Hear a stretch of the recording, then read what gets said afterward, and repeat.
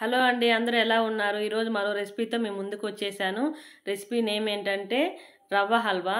దానికి కావాల్సిన పదార్థాలు ఏంటంటే యాలక్కాయలు, పచ్చ కర్పూరము, జీడిపప్పు, బాదం పప్పు నేను తీసుకున్నది. మామూలుగా ద్రాక్ష కూడా వేసుకోవచ్చు. తర్వాత అవన్నీ పక్కన పెట్టేసుకొని నెయ్యి ఒక కడాయి తీసుకొని నెయ్యి యాడ్ చేసుకున్నాను. నేను ఒక టేబుల్ స్పూన్ యాడ్ చేసుకున్నాను. తర్వాత మళ్ళీ వేస్తాను.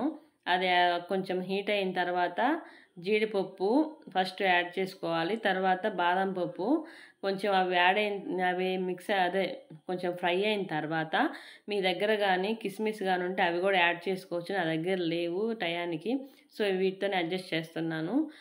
అవి కొంచెం ఫ్రై అయిన తర్వాత గోల్డెన్ కలర్లోకి వచ్చిన తర్వాత తీసి పక్కన పెట్టేసుకోవాలి వేరే బౌల్లోకి. అదే నెయ్యిలో నేను ఈరోజు టూ కప్స్ ఆఫ్ రవ్వకి చేస్తున్నాను. రవ్వను కూడా యాడ్ చేసుకొని గోల్డెన్ కలర్లోకి వచ్చేంత వరకు ఫ్లేమ్ని తగ్గించుకొని అది ఫ్రై చేసుకోవాలి. లేదంటే కింద ఏంటంటే మొత్తం మాడిపోయే ఛాన్సెస్ ఉంటాయి. సో తక్కువ పెట్టుకొని మనం ఫ్రై చేసుకోవాలి.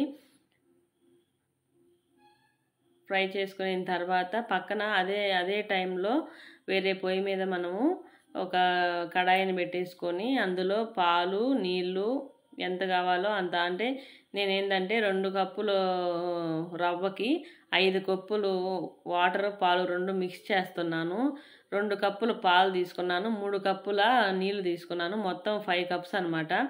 అవి యాడ్ చేసుకొని మనం కొంచెం బాయిల్ అయిన దాకా ఉంచి ఆ తర్వాత చక్కెరను కూడా యాడ్ చేస్తున్నాను. ఒక కప్పు రవ్వకి 1.5 కప్పు చక్కెర తీసుకుంటున్నాను. మొత్తం 3 కప్పుల చక్కెర తీసుకుంటున్నాను నేను. అప్పుడైతేనే మనకి స్వీట్నెస్ బాగుంటుంది, లేదంటే కొంచెం సవ్వగా ఉన్నట్లుగా అట్లా ఉంటుంది. అది తీసుకొని యాలక్కాయ పొడి కూడా ఇప్పుడే యాడ్ చేసుకోవాలి. మనం యాలకులు బాగా దంచుకొని దాంట్లో యాడ్ చేసుకోవాలి. అప్పుడే ఫ్లేవర్ బాగుంటుంది అన్నమాట. దంచుకోకుండా వేస్తే అంత ఫ్లేవర్ రాదు. పచ్చ కర్పూరము, యాలక్కాయలు బాగా దంచుకొని అందులో యాడ్ చేసుకొని కలుపుకోవాలి. తర్వాత ఆల్రెడీ మనము వేయించి పెట్టుకున్న రవ్వ ఉంది కదా, అది కూడా వేసుకోవాలన్నమాట. అంటే పాలు, వాటరు 2 బాగా బాయిల్ అయిన తర్వాత మనం ఇది ఆల్రెడీ వేయించి పెట్టుకున్న ఉంది కదా రవ్వ, అది కూడా వేసేసుకొని బాగా మిక్స్ చేసుకోవాలి. ఎందుకంటే అది కొంచెం వేయంగానే మిక్స్ చేయకపోతే లోపల గడ్డ కట్టిపోతుంది అనమాట. అందుకని నాన్ స్టాప్గా అది మనం కలుపుకుంటూనే ఉండాలి. తర్వాత ఫుడ్ కలర్ అనేది పూర్తిగా ఆప్షనల్ అండి. మీకు వేసుకోవాలనిపిస్తే వేసుకోండి. నేను లైట్గా కొంచెం వేసుకున్నాను, బాగుంటుందని. మీ ఇష్టం అది. తర్వాత ఆల్రెడీ మనం వేయించి పెట్టుకున్న డ్రై ఫ్రూట్స్ అన్నీ ఉంటాయి కదా, అవి ప్లస్ నేను ఆల్రెడీ చెప్పాను కదా మళ్ళీ కొంచెం నెయ్యి యాడ్ చేద్దామని, ఇప్పుడు పైన యాడ్ చేసుకున్నాను. బాగుంటుందండి. అది మీరు యాడ్ చేసుకొని బాగా కలుపుకోండి. మన ఎమ్మి జ్యూసీగా ఉండే హల్వా రెడీ అయిపోయిందండి. మీరు కూడా ఒకసారి ట్రై చేయండి, మీకు నచ్చుతుందని నేను అనుకుంటున్నాను.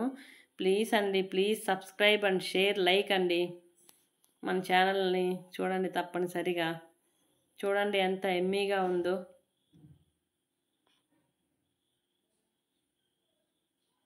ఒక బౌల్లోకి తీసుకొని అది మనం గార్నిష్ చేసుకోవడమే.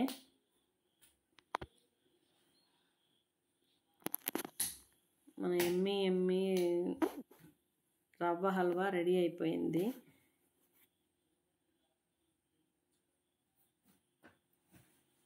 Thank you for watching.